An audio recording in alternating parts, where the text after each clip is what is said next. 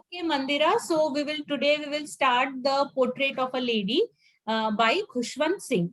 Okay, now I would like to first tell you who was Khushwant Singh.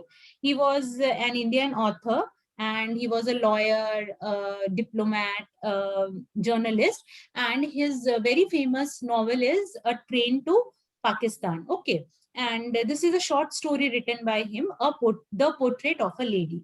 Now, what does portrait mean? Portrait means a painting or a drawing. Okay, generally only the face or the shoulders up till there, the drawing is there. And here the lady is author's grandmother. Okay, he is giving the description of his grandmother, and his relationship with his grandmother is described in this short story. Okay, so we will start with the line by line explanation. I will be explaining you. I will be reading and I will be explaining you. Okay. My grandmother, like everybody's grandmother, was an old woman. She had been old and wrinkled for the 20 years that I had known her. So see the very opening line, the writer tells us, the author tells us that like everybody's grandmother, his grandmother was also an old lady. Okay, now see when what happens, see if you see your grandmother, because the when you were born she was old, when you grew up then also she was old, so you have a certain image of your grandmother in your mind. You can never imagine her like a child playing in the garden. Can you imagine? No. So that is what the writer is telling us, that when the moment I saw her, and forever she was old. Okay, she was forever old for him. This is what he wants to tell the readers. And see, underline this line: she had been old and wrinkled for the 20 years that I had known her. Please underline the line, this is important.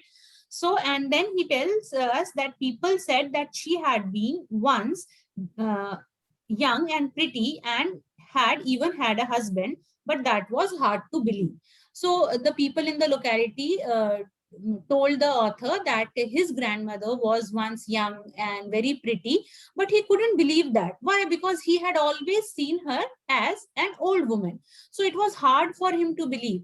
And she also had a husband, so that was also hard for him to believe, because he was staying with his grandmother when she was old, and he considered his grandmother that she is forever old, and he couldn't believe that she was young and pretty and could have a husband also. Okay, Mandira, are you following? Yes, miss. My grandfather's portrait hung above the mantelpiece in the drawing room. Now, see, here he is giving the description of his grandfather who is no more. And in the very opening lines, that is the first four lines, he gave the description of his grandmother. Okay. So this portion you mark, he wore a big turban and loose fitting clothes. His long white beard covered the best part of his chest, and he looked at least 100 years old.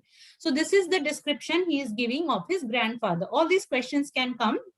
First, at the beginning, you can write description of grandmother, and here you can write description of his grandfather. So there was a mantelpiece. What is a mantelpiece? A mantelpiece is a wooden framing which is just near or above the fireside.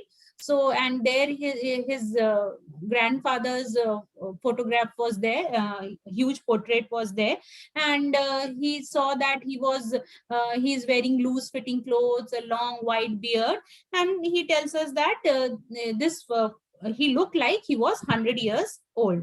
He did not look the sort of person who could have a wife or children. He looked as if he could only have lots and lots of grandchildren.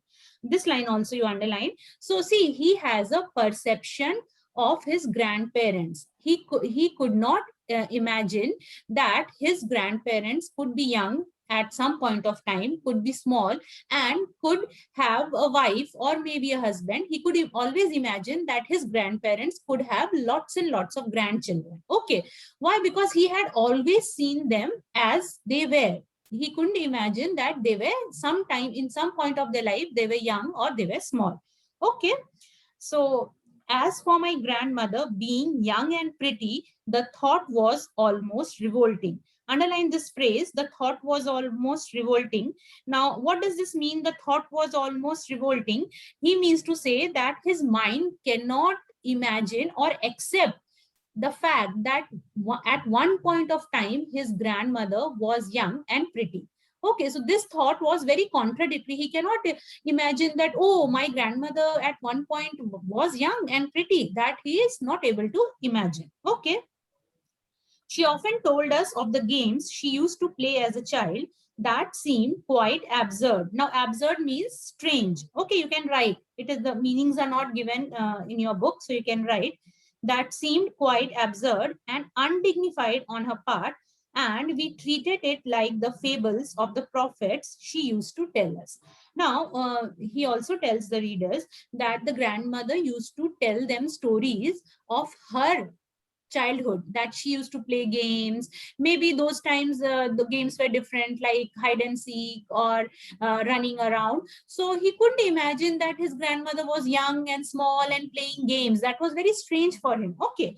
And he thought that it is just like a story. His mind and his brain couldn't accept the fact that his grandmother was once a small child and used to play and roam around. Okay, clear up till here? The first and the second paragraph clear? Yes, miss. Okay. Then she had always been short and fat and slightly bent. Now he is giving the physical description of his grandmother, that she was short, plump, fat, and slightly bent. Okay, slightly bent because of her age. Her face was crisscross of wrinkles running from everywhere to everywhere. So see how he is describing. She was short, fat, slightly bent, and her entire face was crisscross, means everywhere she had wrinkles. Why? Because she was very old. No, we were certain she had always been as we had known her. So this line also you underline, that we were certain means the author and his siblings were certain, means they were very sure that she had always been old. They cannot imagine that she too was once young, pretty, and maybe young and pretty and old, and child, and playing pranks and playing games, that he could not imagine. Old, so terribly old that she could not have grown older and had stayed at the same age for 20 years. So he is telling, see the language he's using, he's saying that my grandmother was so old, so terribly old, that she could have never grown older. That means she will be at this stage only, she will not even grow older. And he also tells us that she was like this for past 20 years. Okay, why? Because see, as a child, he has seen his grandmother the way she was, and so he thinks that she was always like this, she will be always like this. That's why he tells us. Okay. Now, she could never have been pretty, but she was always beautiful. Please underline this line also. She could never have been pretty, but she was always beautiful. Now here, see, pretty and beautiful, both meaning are same. But why does he say that she could never have been pretty, but always beautiful? Because pretty here is associated with youth. Okay, that is why his mind is not accepting that she was young and pretty, but she was beautiful. Why? Because even though she was old, she looked beautiful.